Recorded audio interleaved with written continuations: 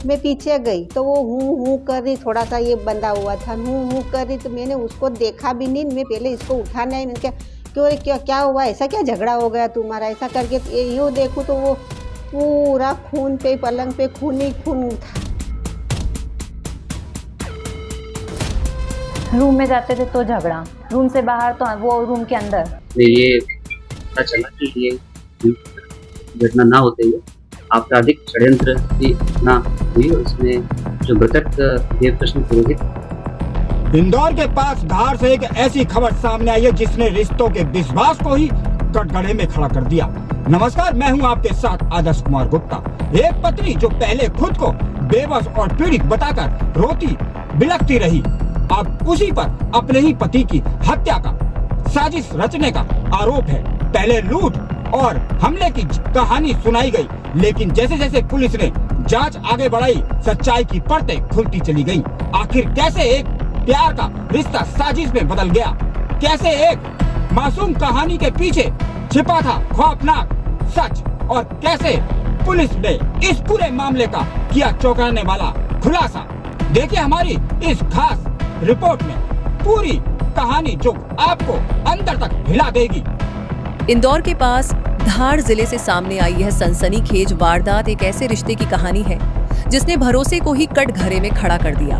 एक पत्नी जो शुरुआत में खुद को पीड़ित बताकर रोती बिलखती रही, अब उसी पर अपने ही पति की हत्या की साजिश रचने का आरोप है। घटना के बाद पूरे इलाके में सनसनी फैल गई और हर कोई यही सोचने पर मजबूर हो गया कि आखिर सच क्या है। घटना उस समय सामने आई जब प्रियंका नाम की महिला ने पुलिस को सूचना दी कि देर रात कुछ अज्ञात बदमाश उसके घर में घुस आए। उसने दावा किया कि बदमाशों ने उसे बंधक बना लिया, उसके साथ मारपीट की और फिर उसके पति देवकृष्ण पर हमला कर दिया। प्रियंका के मुताबिक बदमाशों ने घर में रखी ज्वेलरी और नकदी भी लूट ली और मौके से फरार हो गए। उसकी बात सुनकर शुरुआत में यह मामला लूट के दौरान हत्या का लगा और पुलिस ने उसी एंगल से जांच शुरू की। फिर उन्होंने बोला जो है हम पहले दोनों को मार डालेंगे। इन्होंने हाथ पैर मारे और मेरे को घसीट के उधर ले गए। ये वाली अलमारी उन्होंने ढूंढी, नहीं मिला। मैंने बोला मैं सब दे दूंगी, हमको छोड़ दो। मेरा सामान मैंने सब निकाल के दे दिया।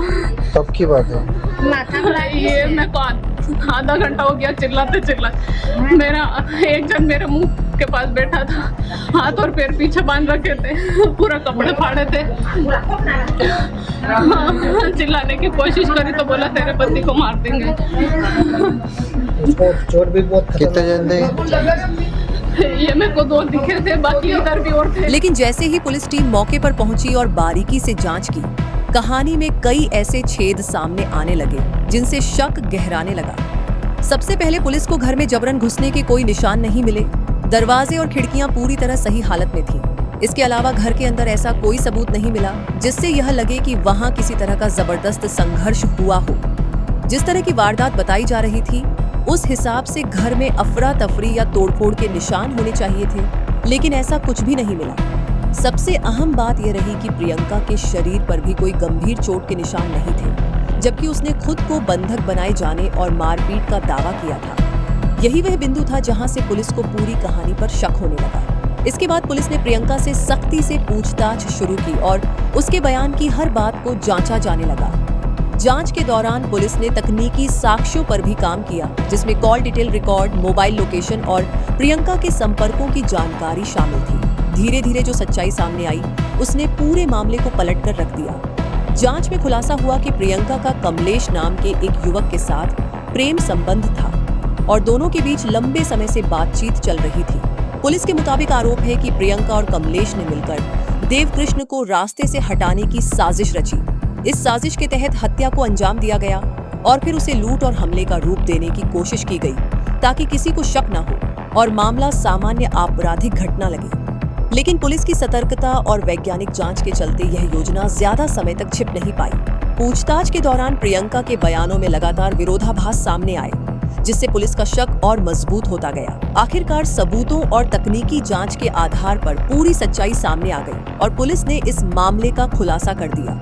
देवकृष्ण पुरोहित और पत्नी प्रियंका पुरोहित अपने घर में रात को सोए की और अचानक रात में कुछ बदमाशों ने हमला किया और देवकृष्ण पर सर पर आधा हथियार से हमला किया और पत्नी को बंधक बनाकर दूसरे कमरे में छोड़ दिया और कीमती सामान लूट कर ले गए। अस्पताल ले जाते समय बेहोश पुरोहित की पुष्टि हो गई।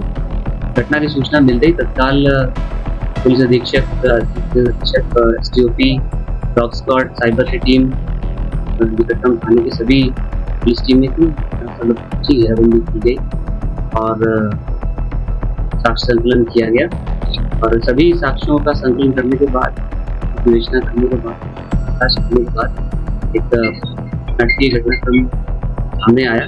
तो ये पता चला कि ये घटना ना होते हुए आपराधिक षड्यंत्र की घटना हुई और इसमें जो मृतक देवकृष्ण पुरोहित ने अपने प्रेमी कमलेश पुरोहित के साथ मिलकर पूर्व नियोजित तरीके से इस पूरी घटना की प्लानिंग करी और जो हत्यारा है उसको 1 लाख रुपए में देवकृष्ण पुरोहित हत्या करनी थी और वो रात्रि में की जानकारी में घटनास्थल पर आया और उसने धारदार हथियार से सोते हुए ही देवकृष्ण पुरोहित की हत्या कर दी और लूट का घटनाक्रम क्रिएट करने की इंदौर के पास धार से सामने आई इस खौफनाक वारदात ने एक बार फिर ये सोचने पर मजबूर कर दिया कि जब रिश्तों में भरोसा टूटता है तो उसका अंजाम भी कितना खतरनाक हो सकता है। जहां एक पत्नी ने अपने ही जीवन साथी के खिलाफ साजिश रची, वही उस पूरे मामले ने यह भी साबित कर दिया कि चाहे अपराध कितनी भी चालाकी से क्यों ना किया जाए, सच ज्यादा देर तक छिप नहीं सकता। पुलिस की सख्त जांच और सबूतों के सामने हर झूठ आखिरकार बेनकाब हो जाता है। फिलहाल इस मामले में पुलिस आगे की कानूनी कार्रवाई पर कर रही है। आरोपियों से पूछताछ जारी है। रेड 7 न्यूज के साथ मैं हूं आपके साथ आदर्श कुमार गुप्ता। जय हिंद, जय भारत, वंदे मातरम।